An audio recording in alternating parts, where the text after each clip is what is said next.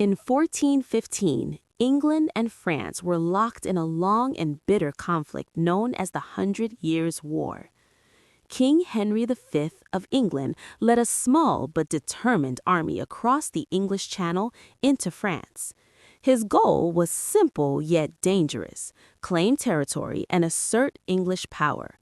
But the campaign quickly turned into a struggle for survival. Disease and exhaustion weakened his forces, and supplies ran low. By October 1415, Henry and his men were desperate to return home.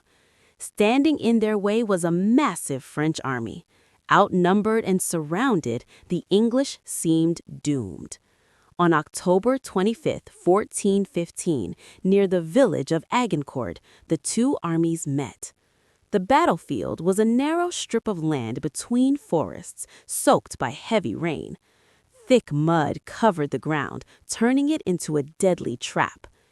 Henry positioned his soldiers carefully, placing longbowmen at the front.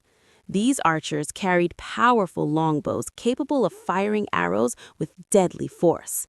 As the battle began, the French knights advanced confidently, expecting an easy victory. But the muddy field slowed their movement, and their heavy armor weighed them down.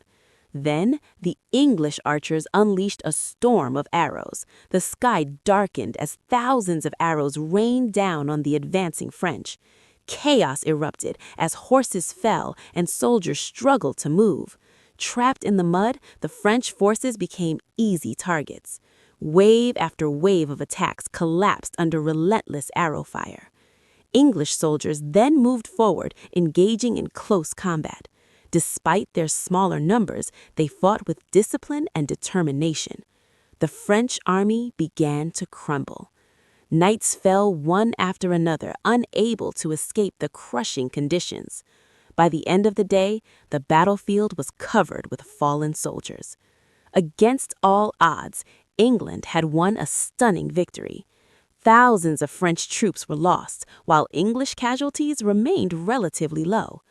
The Battle of Agincourt would be remembered for centuries as one of history's most remarkable battles.